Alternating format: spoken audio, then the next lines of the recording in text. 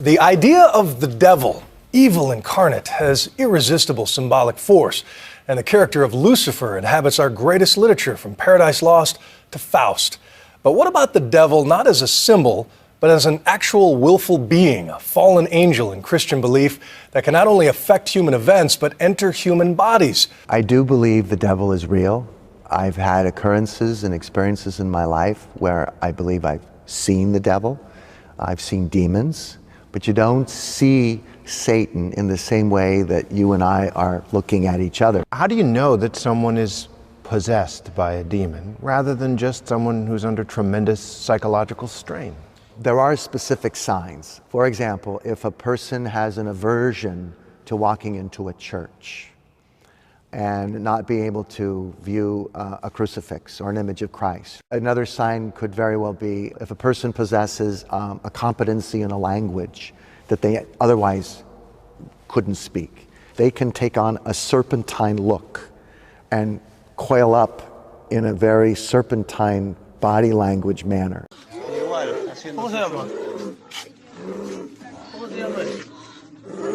Señora, ¿cómo se llama él? Segundo. ¿Cuántos años tiene? Segundo, ¿cuántos años tiene? 18. Llévala a esa, llévala a una casa. Hijo. Ey, tranquilo, segundo, hijo.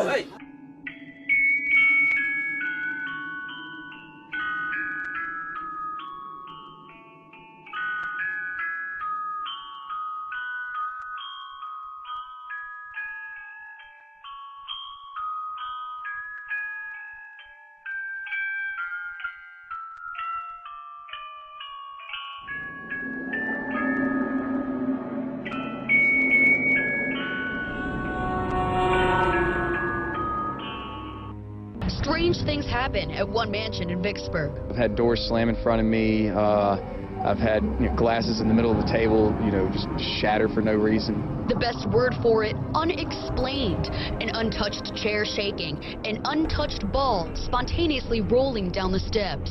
Thomas Tarver takes care of the mansion. And they hit this house about 7-8 times. According to Tarver, a man named Duff Green lived in the house with his wife and daughter during the Civil War. Tarver says Green used the house as a hospital for soldiers to keep Union soldiers from bombing it. I've had about 67 encounters with a Confederate soldier holding his severed leg. Tarver used to run it as a bed and breakfast, but his guests kept having mysterious complaints. And I've dealt with a lot of people leaving in the middle of the night that claim to have seen things. I was sitting in a chair and we were just talking amongst ourselves, and all of a sudden I heard a little girl whisper in my ear. Me and Sally saw a figure right there.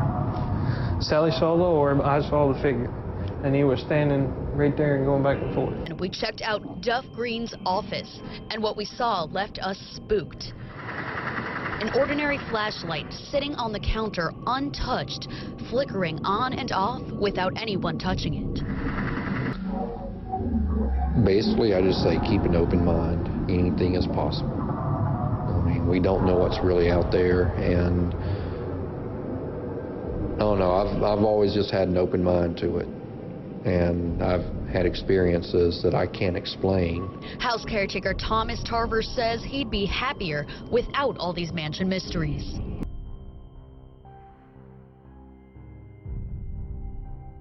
I was in a room by myself. I was at home and I was lying in bed, and then I felt that something entered the room, and I couldn't see anybody, and suddenly I could feel that somebody was touching me. Incubus. Incubus is basically the male version of succubus. Like his female counterpart, the incubus will drain the strength and life energy from his victims. Unlike the succubus, the incubus will impregnate his victims with another incubus. The victim will then carry the baby to term, but when she gives birth, the baby appears to be stillborn.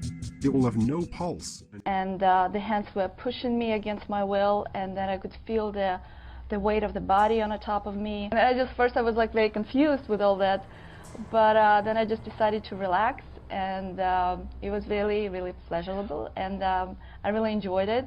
11-year-old boy claims he is being haunted. For the past week, word of the so-called duppy has caused alarm on Martin Street in Spanish Town. The family says they've tried praying for the boy and taking him to church, but the ghost would only follow them inside, causing havoc, pulling the boy and throwing objects wherever he goes. Our news team was in the neighborhood Wednesday night to witness some of the events that have residents convinced of an otherworldly presence. Watch closely and judge for yourself. Right now. You touching your nose? Yeah. Still touching you? Yeah. Okay.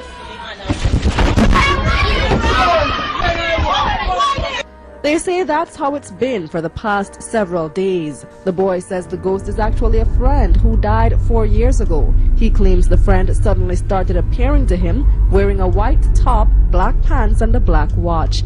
It's been nothing but chaos for the family and neighbors. Him licking him down, him drying him flinging the cigarette. A father admits to killing his own teenage son. The weapon, an axe. Dad's excuse, he tells police his boy was a demon. He apparently thought his son was going to eat him. It is horrible, it is bizarre, and yet his neighbors say they've known something was off. He came out of the bushes and he shouted at me, "Excuse me, ma'am." Several say they'd had strange encounters with the 51-year-old in just the last week. Stories of him rambling about numbers, holding an empty whiskey bottle. Police do say Cheryl shared custody with his ex-wife of their 13-year-old son, David. When Cheryl didn't bring the boy back to his mom's on New Year's Eve, she called the cops to check it out. Davina West could hear the conversation. Said that he was an ex-Boy Scout leader and he would never hurt any child. Police kept the questions going until they say Cheryl let them in. That's when they spotted the boy, already dead, sliced with an axe. Detectives say the father confessed, saying he feared his son. He believed the boy was a demon.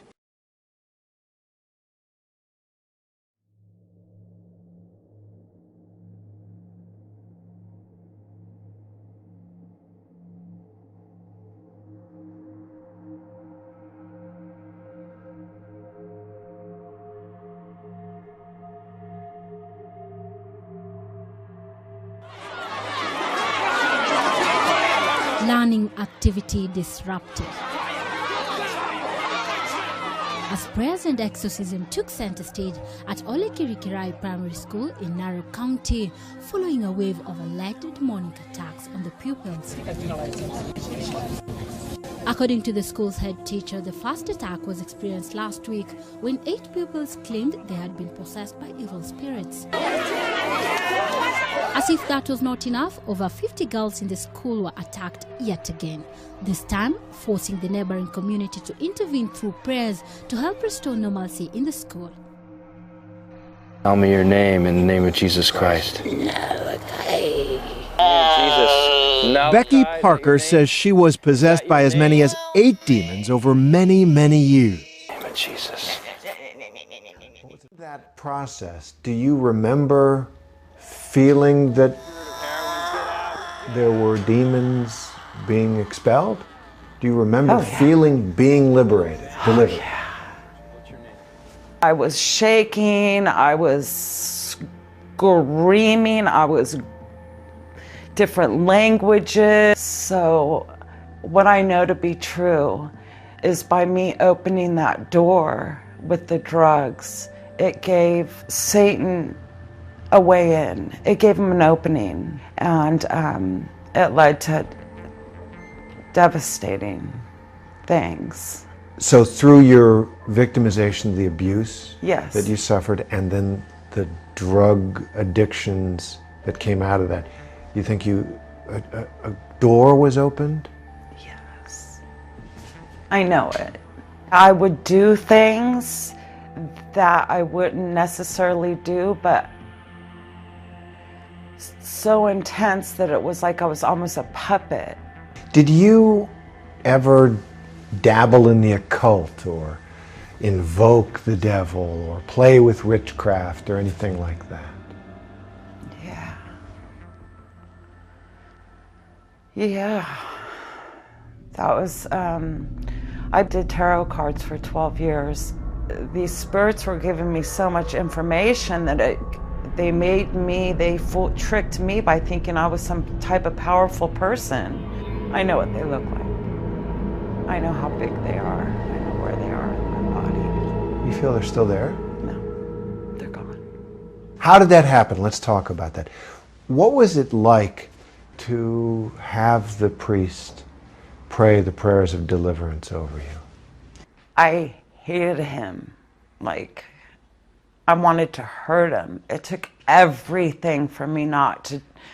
I was wanting to kick him and spit on him, hurt him and get away from him. In that process, do you remember feeling that there were demons being expelled? Do you remember feeling being liberated, delivered? Yeah. You remember that? Yeah. What was it like? The first time it happened was the most intense. My body totally collapsed. I never felt that type of relaxation. It was almost euphoric. It was almost like being high. Is there anything you can say to somebody who's a skeptic of demonic possession? Pray for the truth. Pray for it to be revealed. Be still. Know that I am God. Isn't that what he says?